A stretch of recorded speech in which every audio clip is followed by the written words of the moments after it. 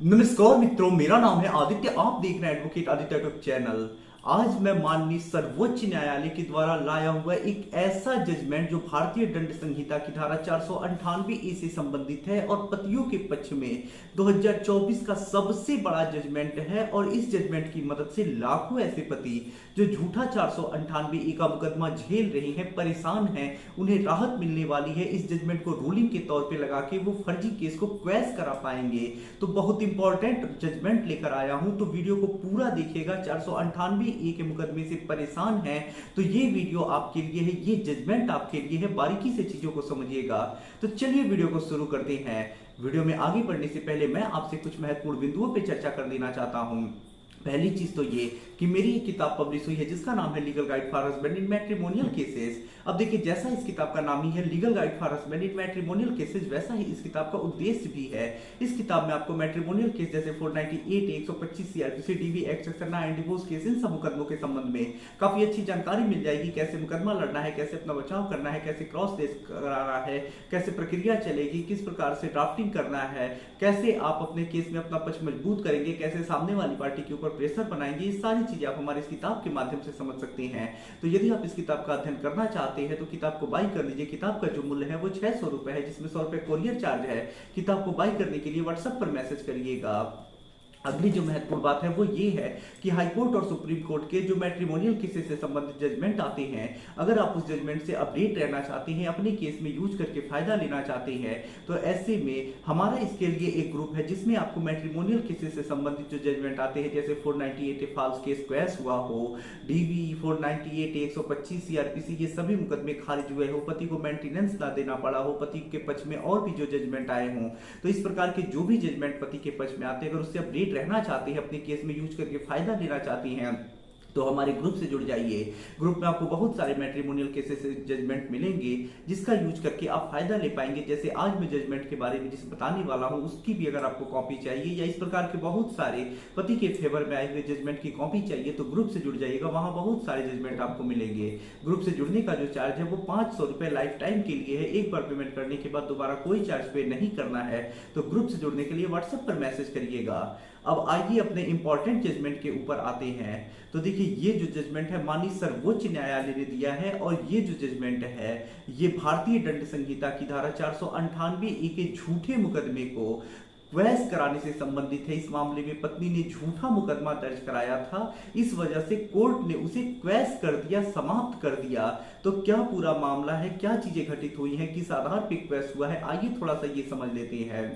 तो देखिए, ये जो जजमेंट है वो Achin Gupta versus state of Haryana राज्य के केस में आया है। अब देखिए, इस मामले में होता कुछ ऐसा है कि जो पत्नी होती है वो आरोप लगाती है कि उससे उसके पति और उसके घर वाले दहेज की मांग करने लगे, उसे परेशान करने लगे, दहेज के लिए प्रताड़ित करने लगे। उसकी बुनियादी जो सुविधाएं थी वो उसे नहीं देते थे, उसे भरण पोषण नहीं दे रहे थे। जिस घर में वो रह रही थी, मकान में, रूम में रह रही थी, उसकी बिजली तक उन्होंने काट दिया। और इन सारी चीजों से परेशान होकर वो अपने पिता के घर पे आ गई और फिर वो ये मुकदमा दर्ज करा दी। तो धारा 498 ए और अन्य धाराओं में एफआईआर दर्ज होता है और उसके बाद पुलिस इन्वेस्टिगेशन करती है और पति और पति के घर वालों के विरुद्ध कोर्ट में चार्जशीट लग जाता है। जब चार्जशीट लग जाता है तो पति और पति के घर वाले हाई कोर्ट में सबसे पहले जाते हैं और हरियाणा का जो हाई कोर्ट है वहां पे क्वैशिंग के लिए प्रार्थना पत्र देती है, जिसे हाई कोर्ट खारिज कर देता है। उसके बाद पति और पति के घर वाले माननीय सर्वोच्च न्यायालय में अपील रखते हैं। उनकी तरफ से ये तर्क रखा जाता है कि शादी जो हुई थी 2008 में हुई थी और 2021 में ये मामला दर्ज हुआ, यानी 12 साल के बाद ये मामला दर्ज होता है। तो 12 साल तक हमने परेशान नहीं किया, अचानक से इसे परेशान करने लगे, ऐसा क्या हो गया। तो इसकी केस दर्ज कराने की जो वजह है वो ये है कि पत्नी काफी क्रूर किस्म की महिला थी, काफी ज्यादा उससे यानी पति और पति के घर वालों को परेशान कर दी थी। और ऐसे में क्रूरता के आधार पर पति ने विवाह विच्छेद का मुकदमा भी दायर किया। और उसके बाद जो सास थी, जो यानी जो पति की माता है, उन्होंने भी जो अपनी बहू के ऊपर डीवी एक्ट के तहत मुकदमा दर्ज करा दिया, जब ये मुकदमा दोनों दर्ज हो जाता है उसके बाद पत्नी प्रतिशोध लेने के लिए ये धारा 498 का एफआईआर दर्ज कराती है। तो यहाँ ये एक प्रतिशोधात्मक कार्यवाही है, वो भी कार्यवाही तब की गई है जब वो अलग हुई है और अलग होने के 11 महीने के बाद की गई है। 11 महीनों की देरी क्यों हुई है इसका भी कोई कारण नहीं बताया गया है। साथ ही साथ एफआईआर में कोई विशेष घटना नहीं बताया गया है, विशेष उत्पीड़न के संबंध में नहीं बताया गया है, कब और किस दिन उसके साथ प्रताड़ना की गई, क्रूरता की गई, इस संबंध में कुछ नहीं बताया गया है। तो जो भी मामला है वो गलत है, झूठा है, उन्हें फंसाने के लिए और प्रतिशोध देने के लिए दर्ज कराया गया है। प्रथम दृष्टया मामला नहीं बन रहा है, सिर्फ प्रतिशोधात्मक कार्यवाही है और प्रतिशोधात्मक कार्यवाही जो होती है वो कानून के हिसाब से वैध नहीं है और इस मामले को क्वैश किया जाना चाहिए। तो पति पक्ष की तरफ से क्वैशिंग के लिए ये तर्क रखा जाता है, फिर पत्नी पक्ष की तरफ से कहा जाता है कि दहेज मांगा गया, परेशान किया गया, प्रताड़ित किया गया, पति का किसी और महिला से संबंध था लेकिन वो रिश्ते को बचाना चाहती थी, इस वजह से इतना दिन चुप रही और वो चाहती थी रिश्ता सही से चले, इसी वजह से उसने एफआईआर दर्ज नहीं कराया।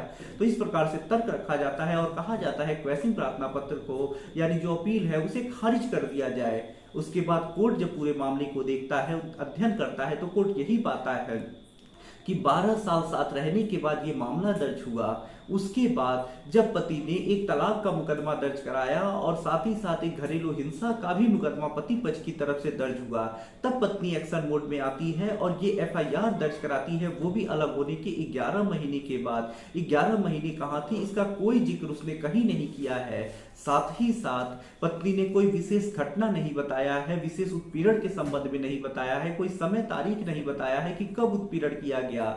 तो और साथ ही साथ ये प्रतिशोधात्मक पत्नी ने कार्यवाही की है और घटना का कोई विशेष उत्पीड़न का जिक्र नहीं किया है।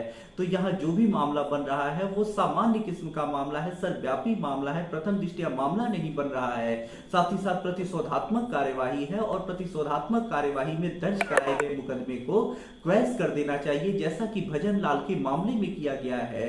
तो ऐसे में ये एक प्रतिशोधात्मक कार्यवाही है और इस मामले को रद्द किया जाता है।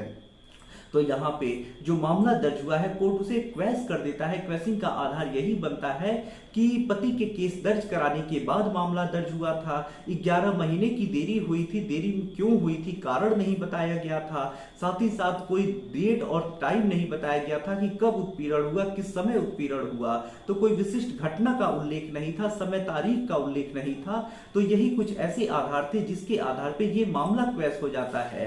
तो अगर आपके भी मामले में इनमें से तीनों या तीनों में से कोई एक आधार है तो ये जजमेंट आपके लिए है, इसका यूज आप करिएगा और मामले को रद्द कराइएगा। तो अगर आप इस जजमेंट की कॉपी चाहते हैं तो हमारे ग्रुप में आपको मिल जाएगा, ग्रुप में जुड़ जाइए।